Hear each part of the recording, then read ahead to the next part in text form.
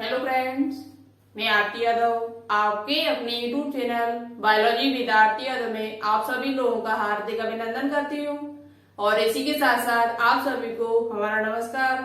तो जैसा कि आप सभी स्टूडेंट्स को मालूम है, आपकी सुबह नाश्ते के रूम में क्लास इस टाइम चल रही है जिसमें हम आपको टॉप 1000 क्वेश्चंस करा रही हूँ।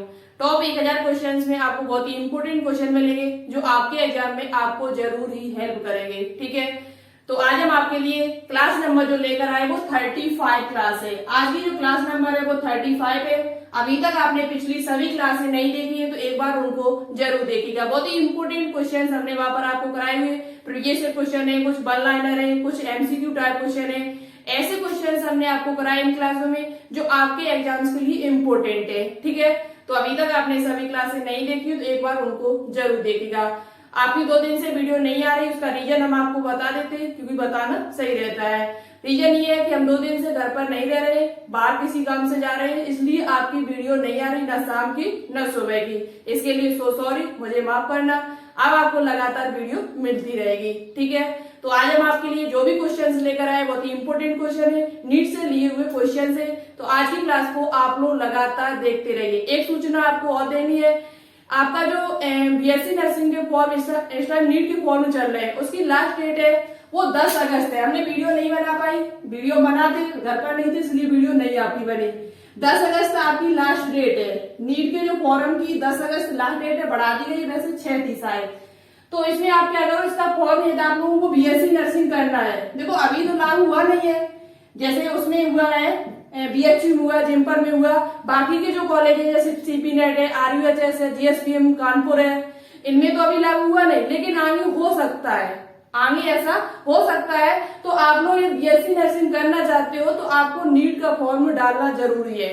नीट का फॉर्म या डाल दोगे, नीट का पेपर दे जाओगे, या बाई चांस कॉलेज में लागू हो गया नियम ये जो बीएचयू जैसा हुआ तो आपको फिर पछताना हो जाएगा। ये सोचोगे अगर हम डाल देते तो कुछ नहीं होता, पेपर दे जाते, कुछ तो होता है आगे चल के। ठीक है, आप लोग तैयारी करोगे। देखो पेपर जो इसका है नीट का वो 12 सितंबर को है। कब है? 12 सितंबर को एग्जाम है। तो एग्जाम भी ज्यादा मतलब पास में ही है थोड़ा, तो आप लोग तैयारी थोड़ी बहुत भी कर लोगे तो भी अच्छा हो जाएगा स्कोर आपका। ठीक है, तो इन कॉलेज में जैसे सीपी नेट, जैसे अभी सीपी नेट की बात कर ले, सीपी नेट जो कॉलेज है यानी सैफई पैरामेडिकल, उसमें अभी इस प्रकार का कोई नोटिफिकेशन नहीं आया कि इसमें बीएससी नर्सिंग है वो नीट के थ्रू होगा, लेकिन बाद में कुछ कह नहीं सकते, हो भी सकता है नहीं भी हो सकता है। तो यदि आप लोगों को बीएससी नर्सिंग करनी है तो आप लोग प्लीज एक बार नीट का फॉर्म जरूर अप्लाई कर दें। ठीक है, तो ये सूचना हम देते थे पहले, यानी 2 दिन से वीडियो ही नहीं बन पा रही है, तो नहीं तो हम वीडियो बना के आपको बता देते। हमने व्हाट्सएप ग्रुप और प्लस टेलीग्राम चैनल पर ये सूचना डाल दी थी। जो स्टूडेंट्स हमसे वहां पर जुड़े हुए उनको पता भी है, और आप लोग अभी तक नहीं जुड़े हो तो व्हाट्सएप ग्रुप पर जुड़ सकते हो, उसकी लिंक आपको नीचे डिस्क्रिप्शन में मिल जाएगी। और ये टेलीग्राम चैनल से जुड़ना चाहते हो तो उसकी भी लिंक आपको नीचे मिल जाएगी। टेलीग्राम चैनल का नाम है टारगेट बायोलॉजी। कोई भी एग्जाम संबंधित कोई नोटिफिकेशन आता है तो हम उस पर सबसे पहले डाल देते हैं। ठीक है, तो आप लोग जरूर एक बार जुड़िए जिससे आपको पता चल सके प्रत्येक चीज का। ठीक है, तो चलिए ये नोट आपको बताना था। आप लोग नीट का फॉर्म अप्लाई कर दीजिए क्योंकि लास्ट डेट है वो 10 अगस्त है, फिर इसका वेरिफिकेशन स्टार्ट हो जाएगा। ओके, तो चलिए क्वेश्चन नंबर 625, ये 625 क्वेश्चन हमने आपको होमवर्क में दिया हुआ था। 625 क्वेश्चन है वो आपको हमने होमवर्क में दिया हुआ था, और क्या था, जो भी स्टूडेंट्स का राइट आंसर देंगे उनका नाम हम जरूर लेकर आएंगे। तो सबसे पहले इसी क्वेश्चन पर बात कर लेते हैं। पश्चिम विकीय, पश्चिम विकीय का मतलब होता है सीलिया युक्त। पश्चिम विकीय का मतलब क्या होता है? सीलिया युक्त, यानी कि जिनमें सीलिया पाया जाता हो। इसे इंग्लिश में कहा जाता है सीलिया। क्या कहा जाता है? सीलिया। और फ्लैजिला को कहा जाता है कसाविका। फ्लैजिला को हिंदी में क्या कहा जाता है? कसाविका। तो सीलिया युक्त कंगधर पट्टिका किसका लक्षण है? और इसका आंसर ओनली एक स्टूडेंट ने शायद गलत दिया जिनका नाम है सीताजन, और शेष जितने भी स्टूडेंट्स के हमारे पास कमेंट आए हुए थे सबका सही था। तो कोई बात नहीं, जिसका गलत हुआ वो कोशिश कीजिए, लगातार पढ़ते रहिए, और साथ ही साथ टॉपिक जरूर देखा करो आप लोग। टॉपिक जब तक आपको क्लियर नहीं होगा तब तक आप एमसीक्यू नहीं लगा पाओगे। ठीक है, तो शाम की जो भी बायोलॉजी की हमारी क्लास चलती है, मैंने 3 फाइल में आपके कंप्लीट करा दिए, पॉलीफेरा, सिलेंड्रेटा, टोनीफेरा। इन तीनों टॉपिक को आप लोग अच्छे से क्लियर कीजिए, क्योंकि आप नीट की तैयारी कर रहे हो या सीपी नेट, आरयूएचएस, जीएसपीएम कानपुर किसी भी एग्जाम की तैयारी कर रहे हो, सभी के लिए इम्पोर्टेंट है। यहाँ से आपके एग्जाम में क्वेश्चन पूछे ही जाते हैं, ठीक है। तो चलिए बाकी के स्टूडेंट्स पहले हम आंसर बताते हैं, उसके बाद नाम देंगे, ठीक है। तो सीलिया तो कंगधर पट्टिकाएं किसमें पाई जाती है? कंगधर का मतलब है कुंभ, यानी कि जिसमें कुंभ पाई जाती है, पट्टिकाएं पाई जाती है। और हमने आपको बताया था संघ टोनीफेरा जो होता है आपका टीनोफेरा सॉरी, उसमें क्या है 8 पट्टिकाएं पाई जाती है। संख्या हमने आपको बताई थी कितनी, 8 पट्टिकाएं पाई जाती है, वो भी कितनी सीलिया युक्त होती है। उसके साथ साथ क्या पाया जाता है, सीलिया भी पाए जाते हैं जो गमन करने में सहायक होती है, ठीक है। तो ये किसमें पाया जाता है, तो ये आपका किसमें पाया जाता है, टीनोफेरा पाया जाता है। अब बात करते हैं टीनोफेरा तो कहीं नहीं लिखा हुआ है, फाइसेलिया, प्लूरोबैक्टीरिया, ब्रैकिया, साइकोन, चप्टेक्रमी। तो देखो चप्टेक्रमी जो है वो आपके प्लेटिहेल्मिन्थीज में आते हैं, साइकोन है पोरीफेरा में आता है, फाइसेलिया निटेरिया में आता है, जबकि प्लूरोब्रैकिया नाम का जो जीव है ये आपके टोनीफेरा टीनोफोरा में आता है। किसमें आता है, टीनोफोरा। संघ का नाम है टीनोफोरा। टीनोफोरा संघ के अंतर्गत ये जीव आता है और टीनोफोरा में ही आपकी क्या होती, कंकधर पट्टियां पाई जाती, कंकधर पट्टियां पाई जाती है। तो ऑप्शन नंबर जो बी होगा वो इस क्वेश्चन का राइट आंसर होगा। और इस क्वेश्चन का आंसर किसी किसी स्टूडेंट ने राइट दिया, उनके नाम है। सबसे पहले जो हमारे पास आंसर आया था वो आया था विकास पटेल, आकांक्षा चौरसिया, ज्योति राजपूत, और उसके बाद आहवा यादव, डॉक्टर शिबू, आरजू शर्मा, अनुराधा मौर्य। इन स्टूडेंट ने इसका राइट आंसर दिया हुआ था और एक बच्ची का गलत था, कोई बात नहीं, आप कोशिश कीजिए लगातार, आप अच्छे से पढ़िएगा, ठीक है। तो चलिए आप बात करते हैं नेक्स्ट क्वेश्चन पर। जो हमने आपको सूचना दी है शुरुआत में उसका विशेष ध्यान रखें, क्योंकि यदि आपको बीएससी नर्सिंग करनी है तो आप लोग प्लीज नीट का फॉर्म जरूर अप्लाई कर दें, क्योंकि अभी आपके पास टाइम है, 10 अगस्त लास्ट डेट है इसकी, और पेपर भी पास में 12 सितंबर का है। तो थोड़ा बहुत यदि आप लोग पढ़ोगे भी तब भी कर जाओगे। लगातार तैयारी कीजिए और ज्यादा से ज्यादा कोशिश ये कीजिए कि टॉपिक पढ़ा जाए, टॉपिक प्लस एमसीक्यू। पहले टॉपिक पढ़िए, उसके बाद उसके एमसीक्यू लगाइए, जिससे आपकी प्रैक्टिस हो, आपको पता चले कि हमारा टॉपिक क्लियर है या नहीं है, ठीक है। क्वेश्चन नंबर 627, 626 क्वेश्चन हमने आपको पिछली वीडियो में करा दिया था। बात करते हैं आज 627 से। 627 क्वेश्चन है, बहुत ही इंपोर्टेंट क्वेश्चन है, नीट से लिया हुआ है। निम्न में से कौन सा कंकत जैली के लिए असत्य है? कंकत जैली का मतलब है जिसे हम क्या कहते हैं, दूसरा नाम क्या है इसका, कोम जैली इंग्लिश में कहा जाता है, और कंकत जैली या टीनोफोरा। टीनोफोरा को 2 नामों से जाना जाता है, हमने आपको बताया हुआ था वीडियो में। टीनोफोरा को कंकत जैली कहा जाता है, कंकत जैली कहा जाता है, साथ ही साथ इसे समुद्री अखरोट कहा जाता है। क्या कहा जाता है, समुद्री अखरोट, समुद्री वालनट के नाम से जाना जाता है, सी वालनट, ठीक है। तो आपसे पूछा जा सकता है कि समुद्री अखरोट के नाम से किस संघ को जाना जाता है, तो समुद्री अखरोट के नाम से आपका जो टीनोफोरा संघ है उसे जाना जाता है। तो देखो ऑप्शन नंबर ए लिखा है पूर्णतः समुद्री होते। असत्य पूछा हुआ आपसे, ध्यान से क्वेश्चन को पढ़े। पहली बात तो क्या पूछा, असत्य, गलत बताना आपको है। आर्य सम्मति वाले होते, पाचन बाहर कोशिकी एवं अंतःकोशिकी दोनों प्रकार का होता है, इनमें लैंगिक जनन तथा अलिंगिक जनन दोनों प्रकार का होता है। देखो पूर्णतः समुद्री होते हैं, ये बात बिल्कुल राइट है। आर्य समिति होती है, रेडियल सिमेट्री होती है, क्योंकि सिलिंड्रेटा, टीनोफोरा और इकाइनोडर्मेटा, ये 3 संघ ऐसे हैं जिनमें रेडियल सिमेट्री पाई जाती है। कौन कौन से, सिलिंड्रेटा, टीनोफोरा और इकाइनोडर्मेटा, ये 3 संघ ऐसे हैं जिनमें क्या पाई जाती है, रेडियल सिमेट्री पाई जाती है। तो ये भी बात सही। पाचन बाहर कोशिकी तथा अंतःकोशिकी होता है, ये भी राइट है, हमने आपको बताया था। इनमें लैंगिक जनन तथा अलिंगिक जनन दोनों प्रकार का होता है, तो ये बात गलत है, क्योंकि टीनोफोरा में ओनली आपका लैंगिक जनन होता है, आपका अलैंगिक जनन इसमें नहीं होता है। टीनोफोरा का एक मुख्य लक्षण है कि इसमें ओनली लैंगिक जनन पाया जाता है, सेक्सुअल रिप्रोडक्शन पाया जाता है, इसमें अलैंगिक जनन आपका नहीं होता है। जबकि सिलिंड्रेटा की बात करनी जाए तो उसमें दोनों ही थे, ठीक है। तो यही ऑप्शन आपका गलत है, ऑप्शन नंबर जो डी होगा वो इस क्वेश्चन का राइट आंसर होगा। बात करते हैं क्वेश्चन नंबर 628, द्विस्तरीय समिति यानी कि बाइलेटरल सिमेट्री का होना तथा दंश कोशिकाओं का अभाव किसकी विशिष्टता है? बहुत ही अच्छा क्वेश्चन है ये भी। द्विस्तरीय है, कैसा है, द्विस्तरीय समिति है उसकी, बाइलेटरल सिमेट्री उसमें है, लेकिन दंश कोशिकाओं का अभाव है। ऐसा इसमें कौन से प्राणियों में नहीं, ऐसा किसमें है? हाइड्रा तथा स्टारफिश में, स्टारफिश तथा समुद्री एनीमोन में, टीनोप्लाना तथा हार्मीफोरा में, ऑरिलिया तथा पैरामीशियम में। तो देखो हाइड्रा तो पहले ही लिखा हुआ है, तो ये तो ऑप्शन होगा नहीं, क्योंकि हाइड्रा में दंश कोशिकाएं पाई जाती, सिमेट्री की तो बात भी नहीं। द्विस्तरीय समिति का होना तथा दंश कोशिकाओं का अभाव किन की विशिष्टता है? द्विस्तरीय, यहाँ पर आप द्विस्तरीय न लिख के द्विअरी कर दीजिए, क्योंकि यहाँ पर द्विअरी जो आपका टोनीफेरा होता है उसमें द्विअरी समिति होती है। वैसे तो आप ऑप्शन यदि आपको मिले तो अरी समिति लगाना है, लेकिन इसमें जब किताबों में देखा आपने तो वहां पे द्विअरी समिति दे रही है। क्या दे रहे? द्विअरी समिति। तो द्विअरी समिति का होना तो दंश कोशिकाओं का, यानी उसमें दंश कोशिकाएं नहीं पाई जाएंगी। कौन सी कोशिकाएं नहीं पाई जाएंगी? दंश कोशिकाएं उसमें नहीं पाई जाएंगी। तो ये आपका होगा ऑप्शन नंबर जो सी होगा वो इस क्वेश्चन का राइट आंसर होगा, क्योंकि जो टीनोप्लाना और हार्मीफोरा जो आपके हैं ये टीनोफोरा में आते हैं, और साथ ही साथ इसमें क्या है, दंश कोशिकाएं नहीं पाई जाती हैं। शेष हाइड्रा में आपकी, ऑरिलिया में, लेकिन इसमें आपकी दंश कोशिकाएं समुद्री एनीमोन में, तो ये आपकी क्या है, दंश कोशिकाएं इसमें नहीं पाई जाती। तो ऑप्शन नंबर जो सी होगा वो इस क्वेश्चन का राइट आंसर होगा।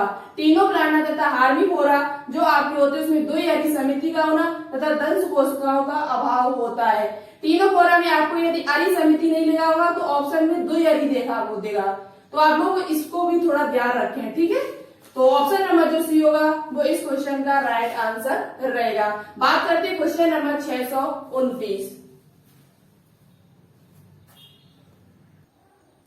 तो देखो यहाँ से आपको क्लियर हो चुका होगा, जो आपका स्टारफिश होता है वो इकाइनोडर्मेटा में आता है। किसमें आता है? इकाइनोडर्मेटा का ये सदस्य स्टारफिश, जिसे हम क्या कहते हैं, तारा मछली कहते हैं। और समुद्री एनीमोन जो आपका होता है ये सिलिंड्रेटा में आता है। तो सिलिंड्रेटा में आपका क्या होता है, सिलिंड्रेटा में दंश कोशिकाएं पाई जाती है, तो इसलिए ऑप्शन नंबर बी नहीं होगा। ऑरेलिया तथा पैरामीशियम में ऐसा कुछ होता नहीं है, तो ये ऑप्शन तो पहले ही गलत हो चुका है। हाइड्रा में बात किया तो दंश कोशिकाएं पाई जाती है, तो इसलिए ये भी ऑप्शन आपका गलत है। तभी आपका ऑप्शन नंबर जो सी है वो इस क्वेश्चन का राइट आंसर है। टीनोप्लाना तथा हार्मीफोरा ये दोनों ही आपके किसके, टीनोफोरा के अंतर्गत आते हैं, और इनमें द्विअरी समिति होती है, और साथ ही साथ इनमें दंश कोशिकाओं का अभाव होता है, यानी दंश कोशिकाएं नहीं पाई जाती है। तो कौन सा ऑप्शन होगा? ऑप्शन नंबर जो सी होगा वो इस क्वेश्चन का राइट आंसर होगा, ठीक है। अब बात करते आगे, तो देखते हैं क्वेश्चन नंबर 629। बहुत अच्छा क्वेश्चन है ये, और देखते हैं निम्नलिखित में से किस वर्ग के प्राणी द्विपार्श्व समिति एवं त्रजन्य स्तरीय होते, यानी कि ट्रिपोब्लास्टिक होते, ट्राइप्लोब्लास्टिक कहे जाते हैं।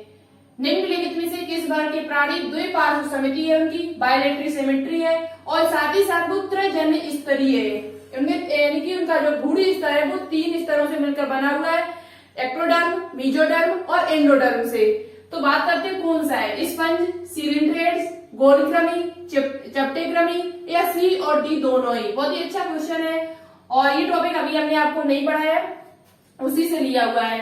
तो देखो ये जो आप स्पंज जैसे देखते हैं, तो स्पंज जो होता है वो तुम्हारा अरी समिति होती है, उसमें होगा नहीं। सिलिंड्रेट वो भी एक अरी समिति है, कैसी है, अरी समिति है। तो बचे हुए हमारे क्या है, गोलक्रमी। अब आपको पता होना चाहिए, हमने आपको पहली वीडियो में बताया था गोलक्रमी है वो किससे संबंधित है। फर्स्ट वीडियो हमने जब डाली थी एनिमल किंगडम की बेसिस ऑफ क्लासिफिकेशन, उसमें हमने आपको बताया था कि गोलक्रमी जो जीव है ये किस में आता है। तो गोलक्रमी जो आपका है ये जीव ये किस में आता है, इसे राउंड बॉर्म कहते हैं। ये आपका एसके हेलमिंथीज में आता है। किस में आता है, एसके हेलमिंथीज, एसके हेलमिंथीज का ये जीव है। बात करते हैं चपटेक्रमी, तो चपटेक्रमी या प्लेटी हेलमिंथीज एक ही बात होती है। ये टॉपिक आज हम आपको पढ़ाएंगे, यही टॉपिक आगे रहेगा हमारा किंगडम में। एनिमल किंगडम का जो नेक्स्ट हमारा फाइनल है वो आपका है प्लेटी हेलमिंथीज, बहुत ही इंपॉर्टेंट है, इसकी वीडियो अब आपको मिलेगी जल्द, ठीक है। तो डी ऑप्शन क्या है, चपटेक्रमी। चपटेक्रमी जो होते हैं इनको प्लेटी हेलमिंथीज कहा जाता है। क्या कहा जाता है, ये प्लेटी हेलमिंथीज में आते हैं। तो प्लेटी हेलमिंथीज साथ ही साथ आपका एसके हेलमिंथीज, हमने आपको शुरुआत में ही बताया था, एसके हेलमिंथीज और जो प्लेटी हेलमिंथीज होता है इन दोनों में द्विपार्श्व समिति होती है, और साथ ही साथ इनकी जो भ्रूणीय स्तर होता है वो त्रजन्य स्तरीय होता है। तो इसलिए ऑप्शन नंबर जो डी ई होगा वो इस क्वेश्चन का राइट आंसर होगा। सी और डी दोनों ही सही है, सी और डी दोनों ही सही है, क्योंकि ऐसे अल्विंथी और प्लेटी अल्विंथी दोनों ऐसे संघ है जिनमें सिमेट्री जो होती है वो द्विपार्श्व होती है और ब्रूडीय स्तर जो होता है वो त्रैजन्य स्तरीय होता है। इनकी 3 स्तरों से मिलकर बना होता है, एक्टोडर्म, मेसोडर्म और एंडोडर्म। ठीक है, तो ऑप्शन नंबर जो ई होगा वो इस क्वेश्चन का राइट आंसर रहेगा। ठीक है, बात करते हैं क्वेश्चन नंबर 630। निम्न में से कौन सा जंतु परजीवी नहीं है? आपको ये बताना होगा कि निम्न में से कौन सा जीव परजीवी नहीं है। मच्छर, फीताकृमि, समुद्री एनीमोन, जोंक। तो देखो मच्छर जो होता है आपको पहले से पता है, ये तो परजीवी है ही। फीताकृमि टेबक जिसे कहा जाता है जो प्लेटी अल्विंथी में आता है, ये भी आपका कैसा है? परजीवी है। जोंक ये भी आपका परजीवी है। ठीक है, बचा हुआ जो आपका है ऑप्शन नंबर सी समुद्री एनीमोन। समुद्री एनीमोन जो आपका है ये सिलिंड्रेटा में आता है, ये आपका जो होता है वो कैसा है? परजीवी नहीं है। कैसा है? परजीवी नहीं है। ऑप्शन नंबर जो सी होगा वो इस क्वेश्चन का राइट आंसर होगा। और समुद्री एनीमोन जो आपका है वो किसमें आता है? तो ये आपका सन सिलिंड्रेटा के अंतर्गत आता है। जो की बात की है तो ये एनीडेटा में आता है। फीताक्रम की बात कर ली जाए तो ये प्लेटी अल्विंथीज में आता है। बात कर ली जाए मच्छर की तो ये संघ आर्थ्रोपोडा के अंतर्गत आता है। किसके अंतर्गत आता है? आर्थ्रोपोडा के अंतर्गत आता है। अब बात करते हैं क्वेश्चन नंबर 631। इसका ऑप्शन नंबर जो सी होगा वो राइट आंसर होगा।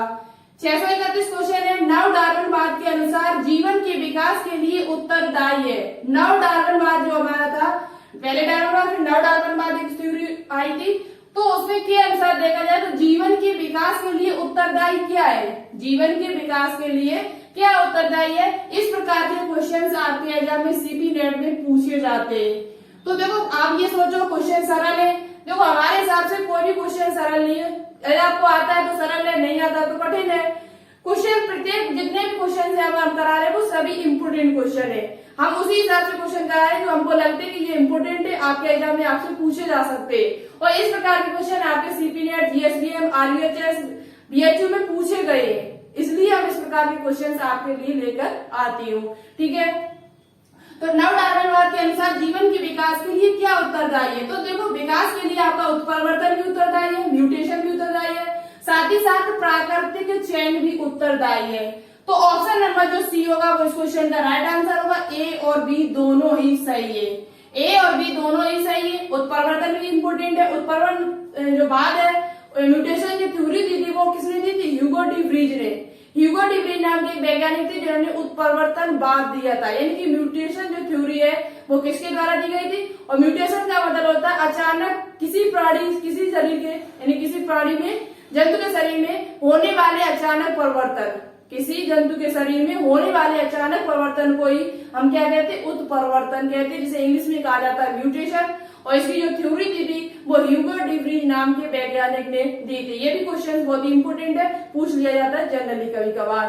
तो देखो उत्परिवर्तनवाद किसने दिया था? ह्यूगो डी व्रीज ने। प्राकृतिक चयन के बारे में किसने बताया था? वैसे तो डार्विन ने बताया था, लेकिन नव डार्विनवाद के अनुसार देखा जाए तो जीवन के विकास के लिए प्राकृतिक चयन और उत्परिवर्तन दोनों ही इंपोर्टेंट है। तो ऑप्शन नंबर जो सी होगा वो इस क्वेश्चन का राइट आंसर होगा। बात करते हैं क्वेश्चन नंबर 632। प्रजातियों की उत्पत्ति, ओरिजिन ऑफ स्पीसीज, प्रजातियों की उत्पत्ति नामक पुस्तक प्रकाशित हुई थी। कब प्रकाशित हुई थी? प्रजातियों की उत्पत्ति नामक पुस्तक है, बुक है, वो कब प्रकाशित हुई थी? ये भी बहुत ही अच्छा क्वेश्चन है। तो 1809 में, 1858 में, 1956 में, 1859 में। तो सबसे पहले बात कर लेते हैं ये पुस्तक है किसकी। तो ये पुस्तक जो आपकी है वो आपको पहले से पता हुई और आपको याद भी होना चाहिए इस प्रकार की पुस्तकें, क्योंकि एग्जाम में पूछी जाती है। ठीक है, तो चार्ल्स डार्विन की है। ये किसकी है? चार्ल्स डार्विन नाम के जो वैज्ञानिक थे उनकी पुस्तक का नाम है प्रजातियों की उत्पत्ति, स्पीसीज ऑफ ओरिजिन।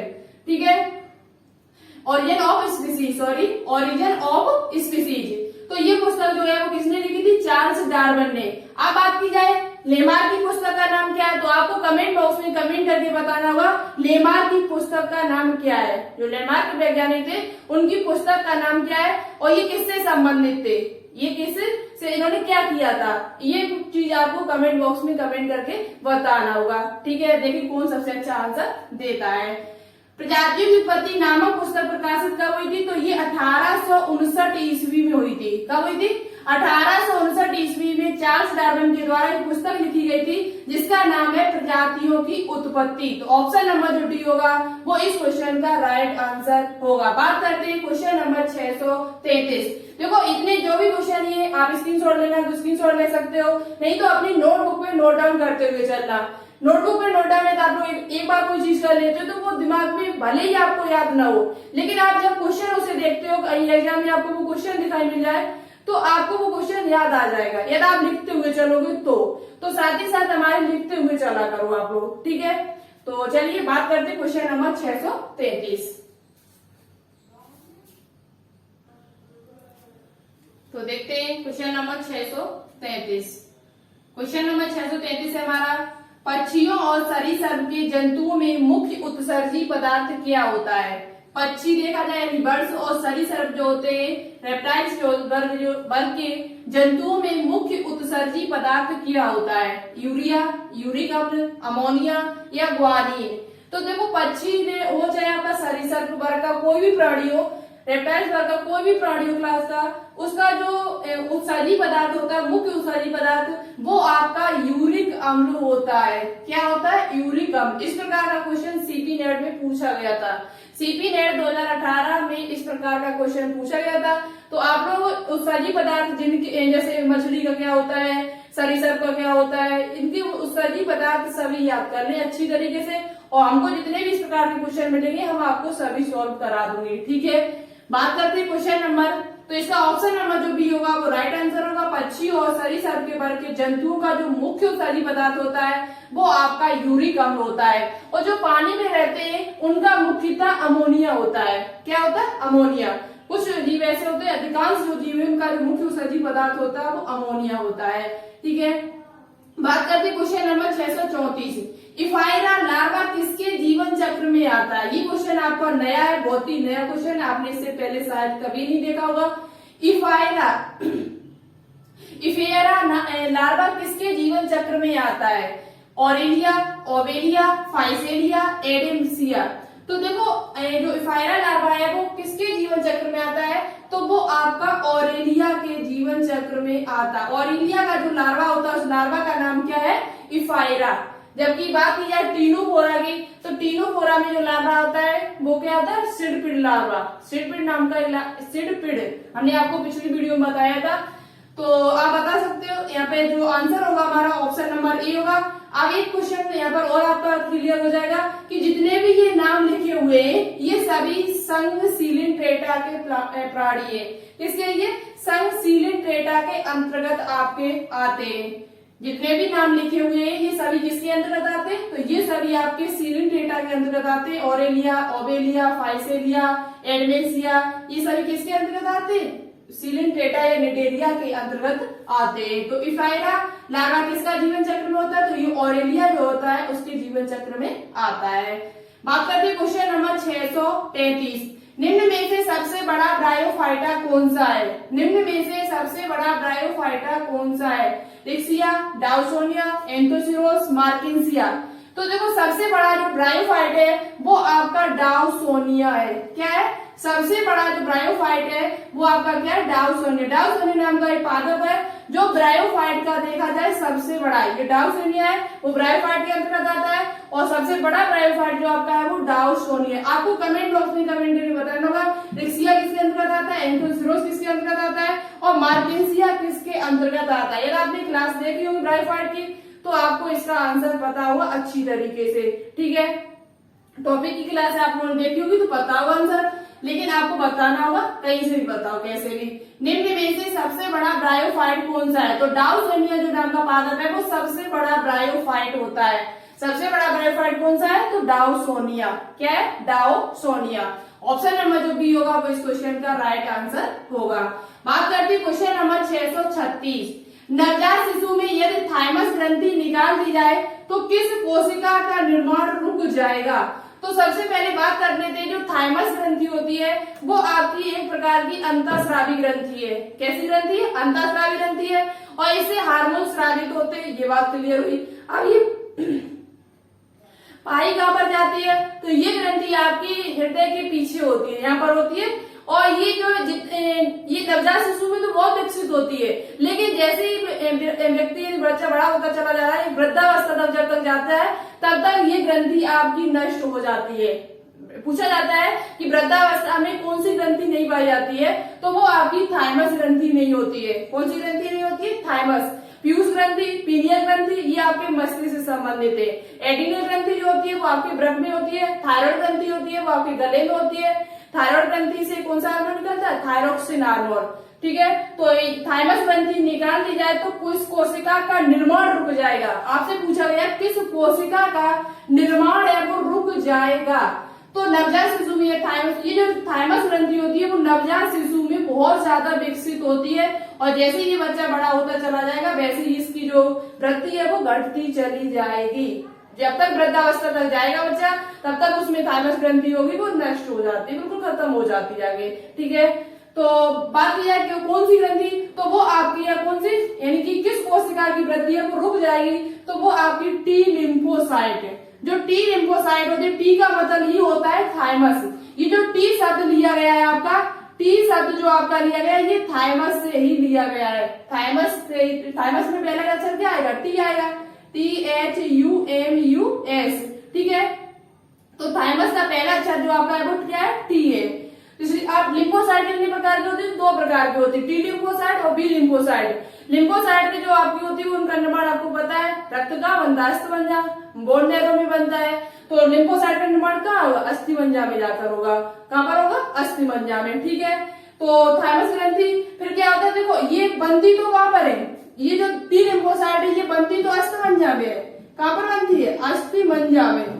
लेकिन ये इनका स्थानांतरण कर दिया जाता है, स्थानांतरण हो जाता है जब इनका, तो ये कहाँ पर पहुंच जाती है? ये थाइमस ग्रंथि में पहुंच जाती है। कहाँ पर पहुंच जाती है? थाइमस ग्रंथि में। ठीक है, रक्त के द्वारा ये कहाँ पहुंचा दी जाती है? थाइमस ग्रंथि में पहुंचा दी जाती है। इनका स्थानांतरण कहाँ हो जाता है? बाबर ये होती है, वैसे तो ये जब अस्थिमज्जा में बनती है तो ये अपरपक्व होती है, मैच्योर नहीं होती है, लेकिन जैसे ये इसमें थाइमस ग्रंथि में जाती है तो ये परपक्व हो जाती है, यानी पकने वाली परिपक्व अवस्था में हो जाती है। किस अवस्था में हो जाती है? परिपक्व।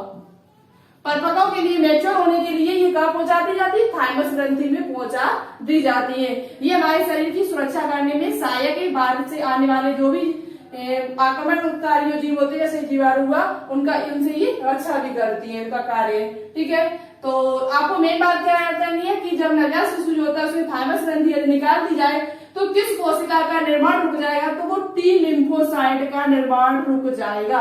ऑप्शन नंबर जो सी होगा वो इस क्वेश्चन का राइट आंसर रहेगा। बात करते हैं क्वेश्चन नंबर 637। ठीक है,